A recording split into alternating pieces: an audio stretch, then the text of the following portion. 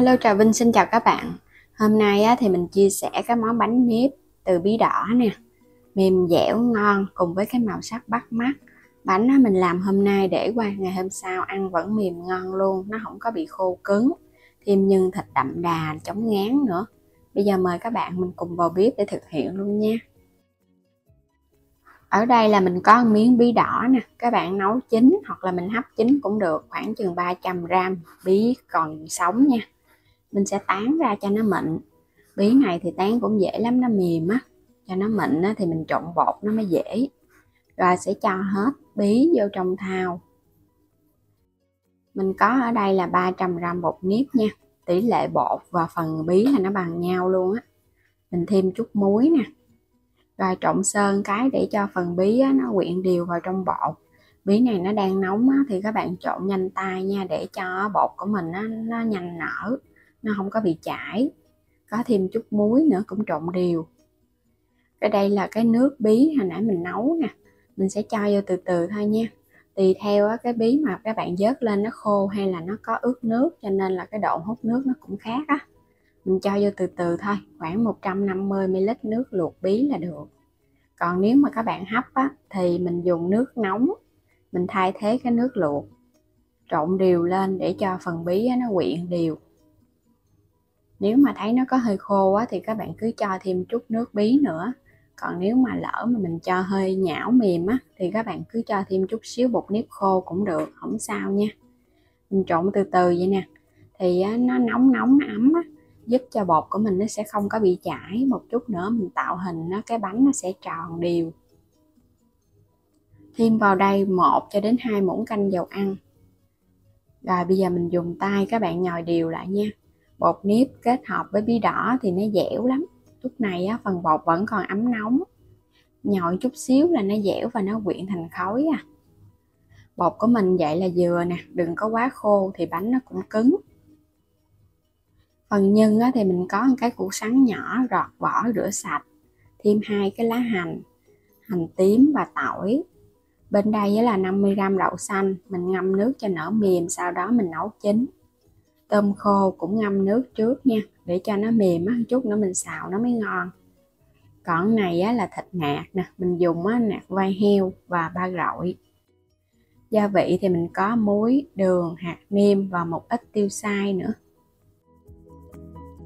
Mình xắt cho củ sắn này nó mỏng mỏng nha, để phần nhân của mình nó đều á.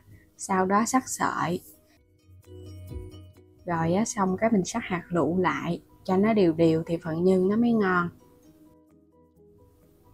Hành lá cũng vậy luôn, mình cũng xắt ra nhỏ nhỏ cho nó đều. Có hành lá vô thì phần nhân nó sẽ thơm. Hành tím và tỏi thì mình dùng vài tép, rồi củ hành tím thì 2 củ nha. Xắt ra nhỏ nhỏ.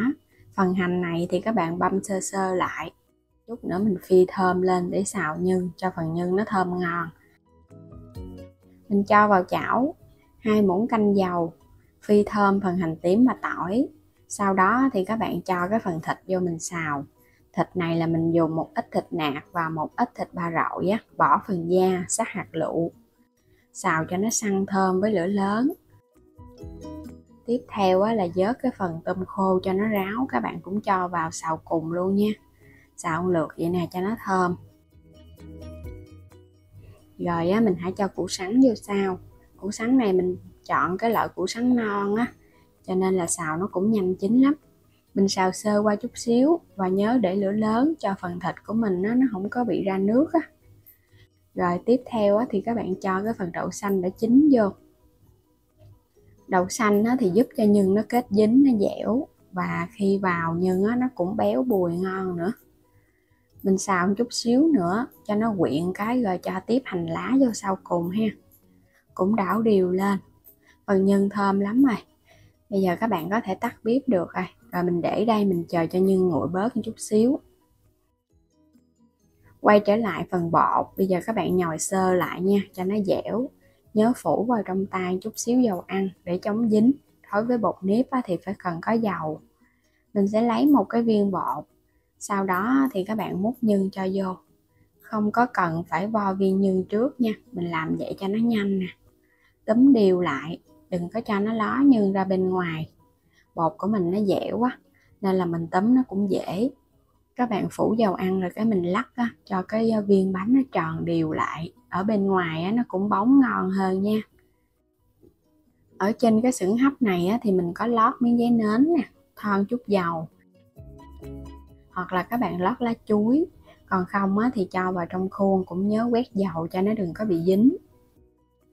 Làm xong hết rồi á, thì bắt sẵn nước sôi, mình sẽ cho bánh vô hấp.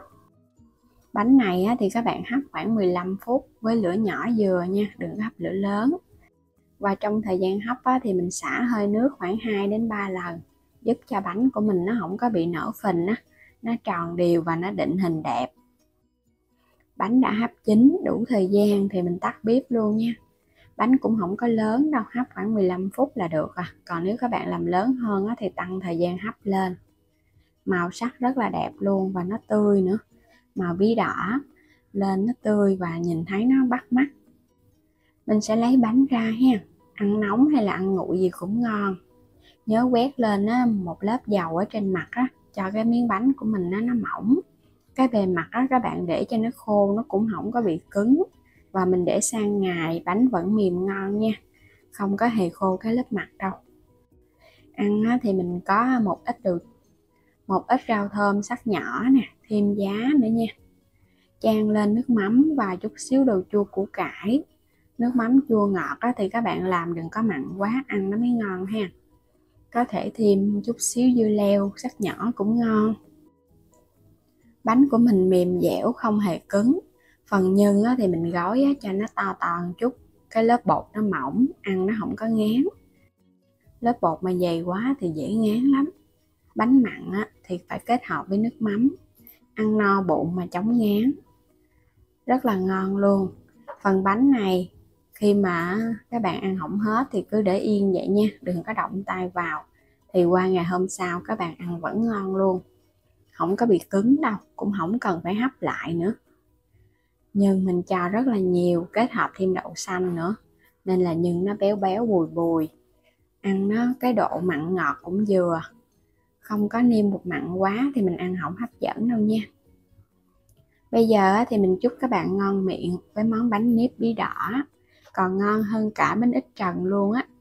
Bột thì mềm, không hề bị khô, thêm cái màu sắc bắt mắt tự nhiên từ bí đỏ nữa, ăn còn tốt và bổ dưỡng luôn. Đến đây thì cảm ơn các bạn đã theo dõi hết video của mình nha. Nếu như chưa đăng ký kênh thì vui lòng bấm đăng ký ủng hộ Alo Trà Vinh và Alo Trà Vinh 2. Xin chào tạm biệt, hẹn gặp lại các bạn ở những video tiếp theo.